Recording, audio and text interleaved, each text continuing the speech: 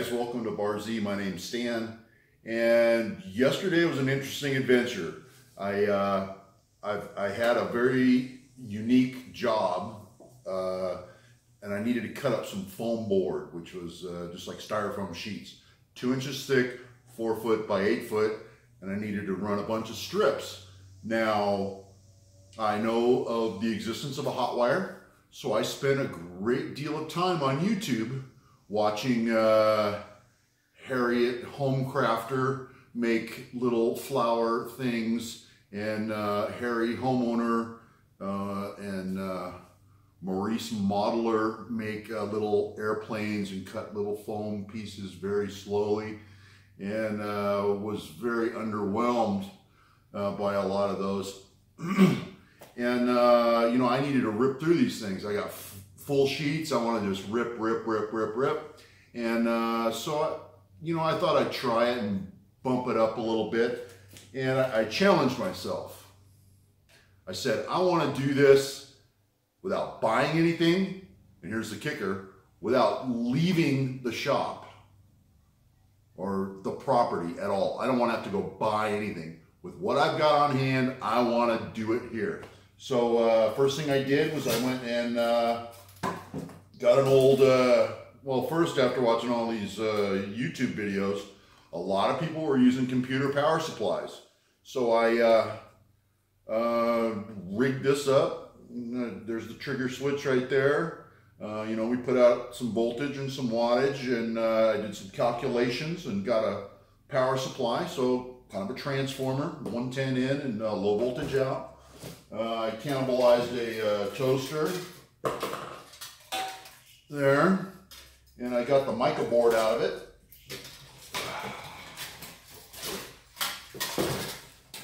And what I was after was right here on the mica board, nickel chromium wire. And this is like a razor wire. This is a thin rectangular wire that heats, and you can heat it up pretty, you know, it's glowing, it's red hot.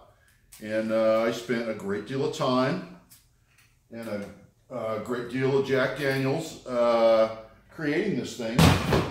And you know, it's okay for Harry Homeowner to be doing cutting foam with this, as long as he's not in a hurry. Everything's undersized. The power supply was undersized. My wire was kind of small. And between all the time I wasted on YouTube, and this is, I dug this out of the garage. This was a dead toaster. So after I spent all that time on YouTube and building my hot wire and finishing off the better part of a bottle of Jack Daniels, my results were poor. My feed, it was cutting, but my feed rate was so slow, and it's just not going through, and I'd end up bearing into it and breaking the wire. And I started thinking to myself, you know, what are the essentials of all this? The essentials are a wire that can handle a lot of heat and turn red hot and not break or get close to red hot, and a transformer, something adjustable, something I have a little bit of control over. And I started thinking, you know, I've got that. What have you got? You got a Miller Synchrowave 250 with an adjustable dial. So I've got my power supply right there. And I've got some stainless steel 030 diameter MIG wire. I got my hot wire. I got my transformer. Let's go show you what I ended up with, and let's see how fast we can cut this foam now.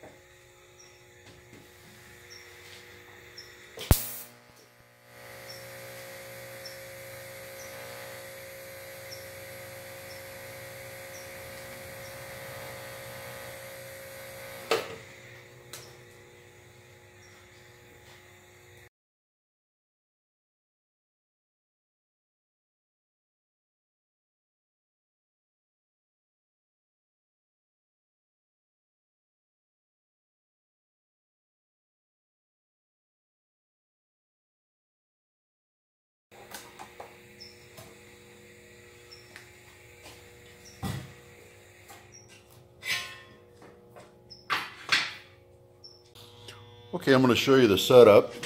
DC electrode negative. We're running about 10 amps. And I've got a little bit of control of that with the pedal over there. So full mash on the pedals, 10 amps. And obviously off the pedal is 0 amps. So my pedal range is 0 to 10. I've got the high frequency turned off right there. Don't ask me how I played with that. I literally exploded my first wire. So high frequency is turned off. And let's show you the table setup. Old wooden spool, 2x4 screwed to the top and bottom side plates.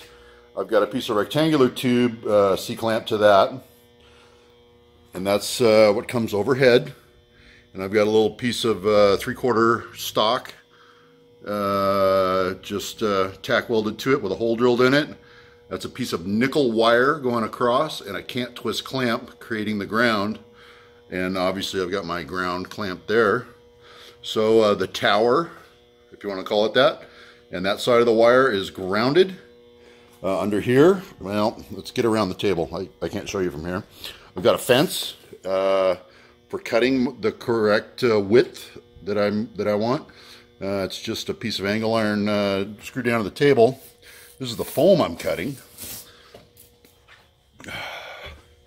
Now hooking up the electrode was a little different. I got my pedal down here, so I step on the pedal and go, which is actually very convenient. And then under there, we've got a TIG torch and a spring, because when the wire heats, it expands. So I got to keep tension on the wire. I got the TIG torch with the wire, the actual cutting wire, hemostated to the electrode. Done deal. I didn't even have to take the torch off. I thought I was going to have to take it off and do some monkey business with that, but it works fine. Step on the pedal here. Let's bring the pedal up here. And we start flowing a little bit of amperage, and we're just looking for a real low glow on that wire. And I don't know whether you can see it or not, but she's glowing. It just barely coming up. So I had to adjust the amperage a little bit just so I'd do that without, completely melting the wire, because if you crank up the amperage, boom, you're gonna that wire's just gonna bust in half. So you got to find a happy medium. So as long as I stay on the pedal long enough, the wood doesn't burst into flames. I'm sure OSHA's going to have a field day with this. I am keeping a fire extinguisher handy, and if I do set the wood on fire, I'll put it out immediately, but I am conscious of that. This is a one-time deal, so let's cut some styrofoam.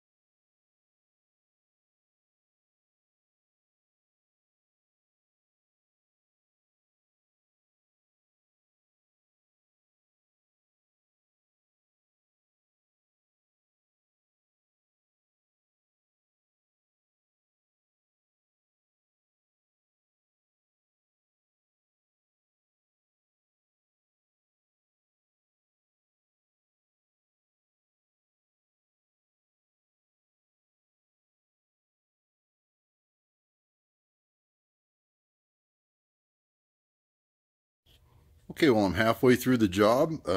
This sheet, I've already, I think, done 2 strips out of it. I had to stop once and retension my wire. It lost its tension. I think it's stretching out, so I had to retension it and redo my spring underneath. But I've got strips all cut up over there. That's 1 full sheet's worth. This one's got 2 strips cut out of it already, and we're going to continue on until that wire either fails or needs to be retensioned. But for a temporary setup, this is working pretty good.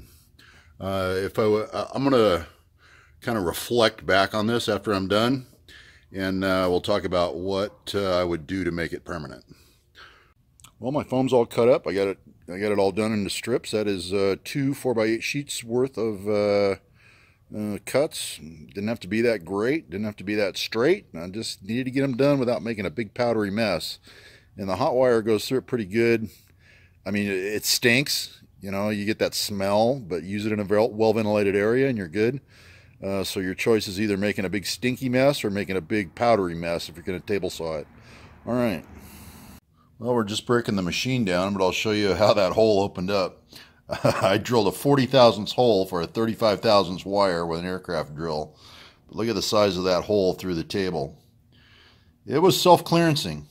So I had to stop and extinguish the table about every third cut. Just pour a little water down the hole and put the wood out. But what a pain in the butt. Not a permanent setup, so I really don't care. I'm already done with my project. My foam's already all cut up. Done deal. Alright guys, thanks for watching.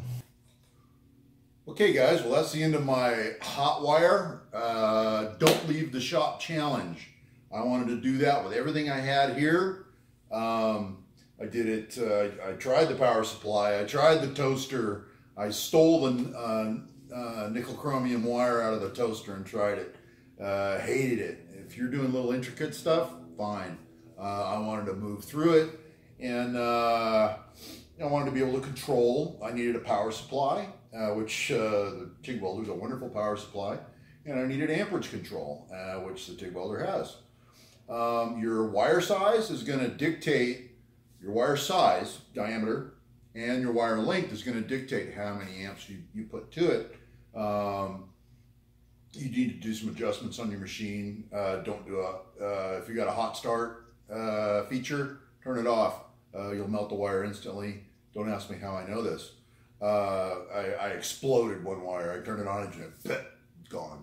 So don't use your hot start. My table was crude. It was only a quick thing. I've already got it broken down. I'm done with it. If I had it to do all over again and you wanted to make a table full time, this is my advice to you. Styrofoam has got a lot of stiction, a lot of surface friction trying to slide that thing. It's really jumpy. All I have is a plywood table. I would do the table out of tempered masonite, a chunk of Corian, something real slippery that'll slide. Where your wire goes through the table, you know, I only drilled a 40 thousandths hole with an aircraft drill all the way through there when I started. Believe me when I tell you that is self-clearancing. The hole now is about like that, big old nasty slot, and it's really ugly. It burned its way through, and I actually had to stop and extinguish my table about every third cut. So where your hot wire goes through your table, I'm going to recommend a porcelain insulator. If you remember back in the 30s and 40s, they used to wire homes with old knob, it was called knob and tube wiring. There were porcelain knobs and porcelain tubes, and the wire would pass through the studs in the tubes, and anytime they had to make a corner, they'd wrap it around a knob. That is called knob and tube wiring. They did not insulate their wires in the attic, which should scare the heck out of you. But many a rodent has been electrocuted walking around inside of an attic, stepping on bare wires. These homes still exist, and if you're doing repair or things like that, knob and tube, porcelain knob and tube components are still available at an electrical supply. But I would use a porcelain tube through the table to insulate that hot wire so you don't burn a giant hole in the bottom of your table. And you would have to come up with a better way to attach your wire to your hot lead. You know, I would think a collet type arrangement would work really good to attach your wire. I just wrapped it around a tungsten electrode and clamped it with a pair of stainless steel hemostats. But that was only temporary. All right, guys. Hope you enjoyed. This is by no means a way to do it, for sure. It's just my way to do it. Use caution in the shop. Everything I did today was experimental and dangerous.